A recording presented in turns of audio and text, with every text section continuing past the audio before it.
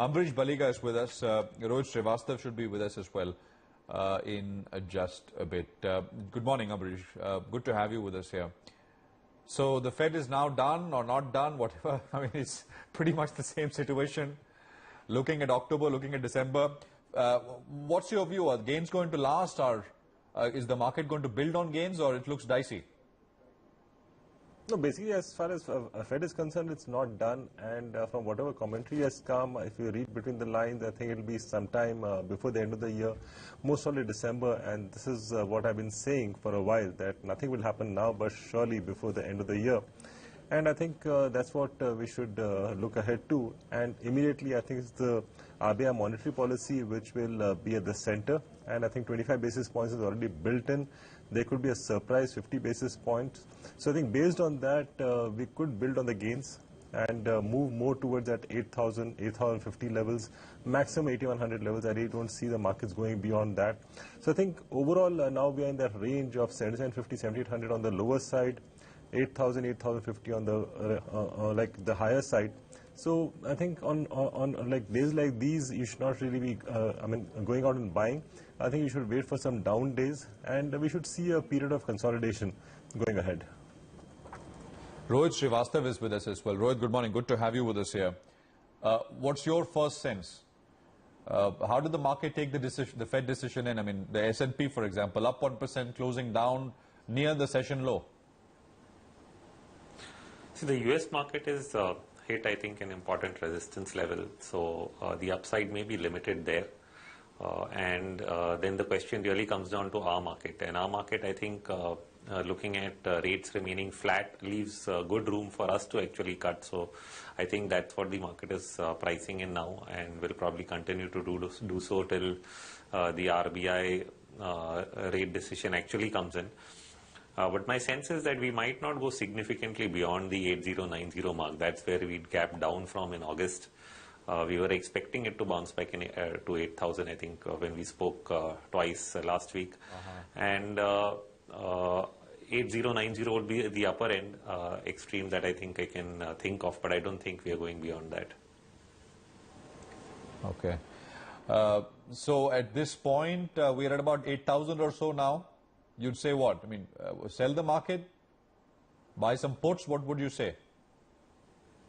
No, I think, like I said, there's another 100 points to go, and I don't think I would like to act before the RBI decision unless there's a clear sell signal, unless the market itself shows you that, you're starting to sell off. So right now, that's not the case.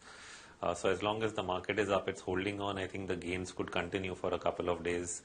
And like I said, the upside could be another 100 points. So no, it's not yet time to sell the market. At least from a trading perspective, not yet time to short, but just to, ride it a bit more higher as far as we can. Yeah. Do you believe that now that the Fed has decided to not do anything, it kind of lends strength to the argument that the RBI, if there was one 25 basis point cut, it would be later this month. I mean, the week after next, 29th of September. I mean, it's not a given deal, but more likelihood that we will get a 25 basis point cut now. Yeah, given all the data around inflation and growth, I think the pressure is already there. So yes, this definitely allows him to do at least that much for now. And then, look at how things change, because we know that, just based on base effects, the second half of the year is going to see a bounce back in inflation data. So that's a risk he's going to be dealing with. So I'm not so sure he'll do anything more than 25 basis points, but it definitely gives him room to do that much now. You'd believe that, Ambrish? 29th RBI? Yeah, I think 25 basis points is, I think, given. If that doesn't happen, then I think the markets will be very disappointed. But like I said, there could be a surprise 50 basis points because it's been a while since he's touched it. Oh, okay. A surprise 50, essentially. Fair enough. 85 points now on the Nifty, by the way. 7983 odd is where the index is, and 26252 is where the Sensex is at this point. Amrish, so what exactly are you doing? What are you focusing your attention on? What kind of names? So like I told you last time, it's basically the like India building story, which is basically into the industrials, capital goods, infrastructure, the banks, and in that I'm also considering on the PSU banking space, autos to a certain extent. So it's across, except IT, pharma, and FMCG to a large extent. Uh-huh. Uh, okay, India building essentially is what Ambrish you're focused on. SKS, Ambrish, any thoughts at all? SKS, just like what I had spoken about Just Dials a couple of weeks back, I think SKS also seems to have lost their plot, because basically the big story in microfinance was that last mile connectivity between the banks and the end users at the grassroots levels. And I think they have lost that by not really getting that payment bank, neither the small bank license. And what we forget, I mean, what we analysts forget is that this is not the only large company in the microfinance space, because just because it is listed, because there are a number of other decently large to mid-sized ones which are huge competition for them in the unlisted space. So I think that is where they have been getting that competition from. And I think they have lost that niche to a large extent. They've lost that niche to a large extent. Stocks down significantly, and actually SC, it's all unlisted, by the way. The licenses have all gone to unlisted microfinance players. The largest, of course, which was Bandhan Microfinance, that got a license last year.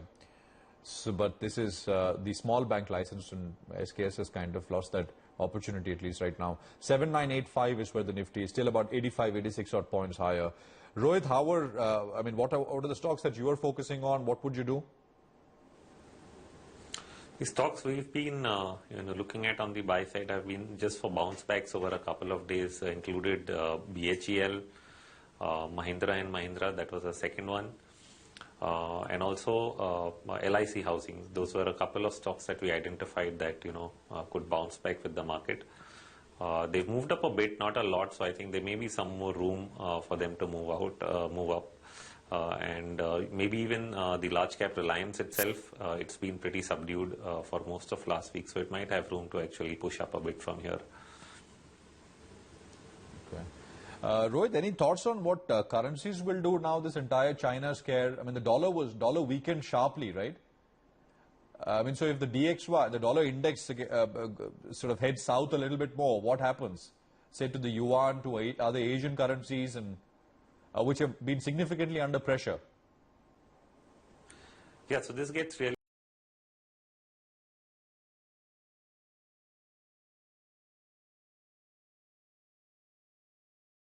interesting on the currency side, because if you really read into what Yellen spoke, they actually talked about the external environment, and by keeping rates low, they actually indicating that they need a weaker dollar.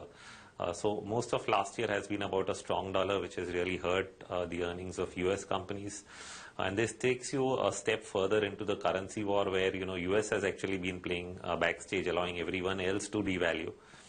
And if the US tries to push ahead with a weaker dollar, then you have a very different environment. And the first signs of that are already visible. I think the indications were there. If you actually see, the dollar index itself had lost momentum.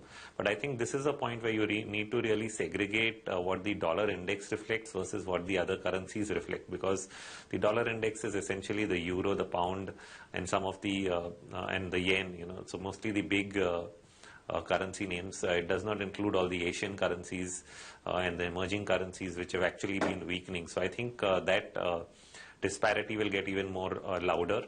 And it's not necessarily good, because a lot of money moved into the US, driving up the dollar. Now you're probably seeing the reverse of that. You're probably seeing a weakening dollar might indicate money moving out from the US market. The question is, where does it go? One of the early indications is gold. So we've seen gold jump up in the last 2 days. So my sense is that gold has probably bottomed out longer term. And we discussed that last week as well. And I think that will continue. So the first impact of falling dollar is going to be rising gold prices. But I don't think emerging currencies are going to strengthen too much. They would probably weaken. In fact, the 6 month, on a 6 month period basis, as far as USD INR is concerned, we actually see an inverse correlation with the dollar. So, as and when it's been going up, we've seen the USD/INR relatively stable. And actually, when the dollar index has been falling, we've seen our own currency fall further. So, I think there's some amount of risk for India when we look at a falling dollar. Okay, that's a very interesting sort of analysis, Rohit, there. You would imagine the opposite is true, right? I mean, you're saying, well, that is not the case. All right, fair enough. I think banks, let's just put the private banks up. They're all higher. And, ICICI Bank and HDFC, Axis, yes, IndusInd. So ICICI is at about 279. It struggled to get past and stay above the 270 mark. Axis Bank, 508. HDFC struggled around the 1020 to get past that and stay higher. It's at about 1045. IndusInd 914, 1.7%, and Yes is at about 772 now. So that's higher as well. Kotak 1%, 646. I think PSU banks, the likes of Union Bank, OBC, they're also up between 1 and 3 odd percent or so. So Union Bank is very well traded and it's up about 2.6, 2.7. SBI is up 2%. So I think it's financials largely, by and large, which is keeping things up and pushing things higher still on your screen. I mean, and BOI 3% higher, 143. BOB 2.5 higher, 187, 187 plus. So that's that. I mean, 313 odd points on the Sensex, 94 odd points on the Nifty is what you've got at this point in time right now. Amrish, just one last question before I wrap this up. Tata Steel and SAIL, I mean, the steel stocks in particular, are you still very negative, or has anything changed at all? No, in fact, I turned positive, quite some time back, and that's, I think, what we discussed in the last 2 weeks, that possibly it's a time to buy into steel, especially the leaders, which is Tata Steel and SAIL, because it may take a while for the cycle to, move up. I think that should be about 12 to 15 months, maybe 18 months. But then the markets tend to discount it at least 5 to 6 months earlier. So if one has a view of the next, 1 year plus, one should be looking at buying into these, because these are, I think, at the multi-year lows. Yeah, SAIL, Tata Steel, etc. Amrish and Rohit, thank you very much. Good to have both of you here, and good talking to you.